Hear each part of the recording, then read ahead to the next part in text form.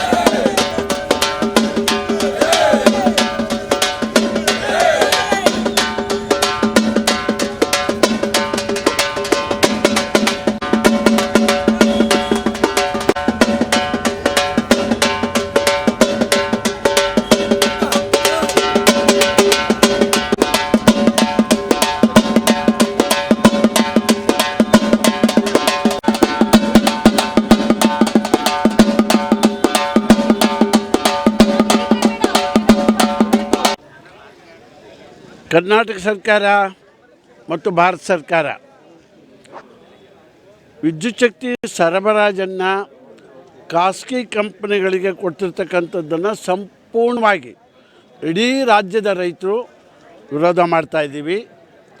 KERCಗೆ Karnataka electricity regularity ಅಥಾರಿಟಿಗೆ ನಾಳೆ ನಡೀತಕ್ಕಂಥ ತಕರಾರನ್ನು ನಾವಿವತ್ತು ಸಾವಿರಾರು ಸಂಖ್ಯೆಯಲ್ಲಿ ಶಿವಮೊಗ್ಗ, ಭದ್ರಾವತಿ, ಸೊರಬ, ಶಿಕಾರಿಪುರ, ಹೊಸನಗರ, ತೀರ್ಥಹಳ್ಳಿ ಎಲ್ಲ ಕಡೆಯಿಂದಲೂ ಕೂಡ ಸಾವಿರಾರು ಸಂಖ್ಯೆಯಲ್ಲಿ ಲಕ್ಷಾಂತರ ಜನ ರಾಜ್ಯಾದ್ಯಂತ ತಕರಾರು ಅರ್ಜಿಯನ್ನು ತಲುಪಿಸಿದ್ದೀವಿ. ತಕರಾರಲ್ಲಿ ಮೂಲಭೂತವಾಗಿ 10 ಅಂಶಗಳ ಮೇಲೆ ನಾವು ವೈಜ್ಞಾನಿಕವಾಗಿ ತರ್ಕಬದ್ಧವಾಗಿ ಕಾನೂನಾತ್ಮಕವಾಗಿ ನಾವು ತಕರಾರುಗಳನ್ನು ಅದರಲ್ಲಿ ನೋಂದಣಿಯನ್ನು ಮಾಡಿದ್ದೀವಿ. ಯಾವ ಕಾರಣಕ್ಕೋಸ್ಕರವಾಗಿ ವಿದ್ಯುತ್ ಶಕ್ತಿಯನ್ನು ಸರಬರಾಜನ್ನು ಖಾಸಗಿಯವರಿಗೆ ಕೊಡಬಾರ್ದು. ನಂಬರ್ 1, ವಿದ್ಯುತ್ ಶಕ್ತಿ ಉತ್ಪಾದನೆ ನೀರಿಂದ ಇರ್ಬೋದು, ಗಾಳಿಯಿಂದ ಇರ್ಬೋದು, ಕಲ್ಲಿದ್ದಿಂದ ಇರ್ಬೋದು, ಇದೆಲ್ಲ ಪ್ರಾಕೃತಿಕ ಸಂಪನ್ಮೂಲಗಳಿಂದ ವಿದ್ಯುತ್ ಶಕ್ತಿ ಉತ್ಪಾದನೆ ಆಗ್ತಾಯಿದೆ. ವಿತರಣೆಗೋಸ್ಕರ ಈಗಾಗಲೇ ನಮ್ಮ ಇಡೀ ರಾಜ್ಯದಲ್ಲಿ ನಮ್ಮ ಮೆಸ್ಕಾಂ ಕಂಪನಿಗಳು ಕೋಟ್ಯಾಂತರ ರೂಪಾಯಿ ದುಡ್ಡನ್ನು ಬಂಡವಾಳ ಹೂಡಾಗಿದೆ. ಅದು ರಿಸೀವಿಂಗ್ ಸ್ಟೇಷನ್ನು, ಡಿಸ್ಟ್ರಿಬ್ಯೂಷನ್ ಸ್ಟೇಷನ್ನು ಎರಡೂ ಕೂಡ ನಾವು ಮಾಡಿದ್ದೀವಿ. ಈಗ ರಾಜ್ಯದಲ್ಲಿ ಅದಕ್ಕೆಲ್ಲ ಬಂಡವಾಳ ಹಾಕಾಗಿದೆ. ಈ ಹಾಕಿರೋ ನೆಟ್ವರ್ಕಲ್ಲಿ ಅವನು ಸರಬರಾಜು ಮಾಡಿ ದುಡ್ಡನ್ನು ಸಂಪಾದನೆ ಮಾಡಲಿಕ್ಕೆ ಮಾತ್ರ ಅವನಿಗೆ ಅವಕಾಶ ಕೊಟ್ಟಾಗ ಸಹಜವಾಗಿ ಸರ್ಕಾರ ಸೇವಾ ಮನೋಭಾವದಿಂದ ವಿದ್ಯುತ್ ಶಕ್ತಿಯನ್ನು ಸರಬರಾಜು ಮಾಡುತ್ತೆ. ಆದರೆ ಒಬ್ಬ ಖಾಸಗಿಯವನು ಬಂಡವಾಳ ಹೂಡಿಕೆದಾರ ಏನು ಮಾಡ್ತಾನೆ, ತನ್ನ ಲಾಭಕ್ಕಾಗಿ ಆ ಉದ್ಯಮವನ್ನು ಬಳಸ್ಕೊತಾನೆ ಹೊರತು ಸೇವಾ ಮನೋಭಾವ ಅದರಲ್ಲಿ ಇರೋದಿಲ್ಲ. ಹಾಗಾಗಿ ವಿದ್ಯುತ್ ಶಕ್ತಿ ಇವತ್ತು ಬಯಲುಸೀಮೆಯಲ್ಲಿ ನೀರಾವರಿ ಮಾಡಿರತಕ್ಕಂಥದ್ದು ಬೋರ್ವೆಲ್ಗಳಿಗೆ ಕರೆಂಟೇ ಬೇಕು. ರೈತನಿಗೆ ಜಲಾಶಯಗಳನ್ನು ಬಿಟ್ಟರೆ, ಮಳೆ ನೀರನ್ನು ಬಿಟ್ಟರೆ ಅಂತರ್ಜಲವನ್ನು ಬಳಸಿ ಹೂ ಬೆಳೆಯೋದು, ಹಾಲು ತರಕಾರಿ ಬೆಳೆಯೋದು, ಕಾಯಿಪಲ್ಯ ಬೆಳೀತಕ್ಕಂಥದ್ದು ಸಣ್ಣ ರೈತ ಸಮೂಲಾಗ್ರವಾಗಿ ಬೋರ್ವೆಲ್ ಮೇಲೆ ಡಿಪೆಂಡ್ ಆಗಿದ್ದಾನೆ.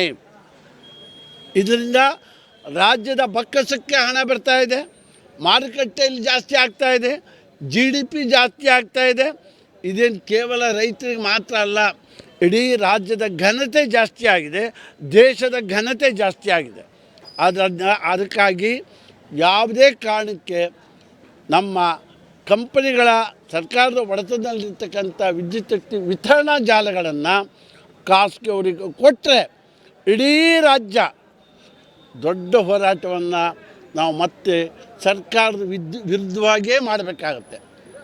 ಇದಕ್ಕೆ ನೇರ ಹೇಳ್ತೀನಿ, ಈಗಲೂ ಅವಕಾಶ ಮೀರಿಲ್ಲ. ದಯಮಾಡಿ ಸರ್ಕಾರ ಇಂಥ ವಿಷಯಗಳಿಗೆ ಕೈ ಹಾಕಬಾರ್ದು. ನನಗೆ ಗೊತ್ತಿದೆ ಇಂಥ ಜಾಲಗಳನ್ನು ಯಾಕೆ ಬಂಡವಾಳಶಾಹಿಗಳು ಇಲ್ಲಿ ಬರ್ತಾ ಇದ್ದಾರೆ ಅಂತ. ಭಾರತ ಸರ್ಕಾರ ಹೇಳ್ತಾ ಇದೆ, ಬನ್ನಿ ಬಂಡವಾಳ ಹೂಡಿ ಕೃಷಿಯಲ್ಲಿ ಅಂತ ಹೇಳ್ತಿದ್ದಾರೆ. ಬಂಡವಾಳ ಹೂಡೋನ್ನು ಕರೀತಾರೋ ಉದ್ದೇಶ ಏನು ಅಂತಂದರೆ, ಮಲ್ಟಿನ್ಯಾಷನಲ್ ಕಂಪ್ನಿಗಳು ಬರ್ತಾ ಇದ್ದಾವೆ. ಇವತ್ತು ಕರ್ನಾಟಕ ಸರ್ಕಾರ ಕಂಪ್ನಿ ಇರ್ಬೋದು.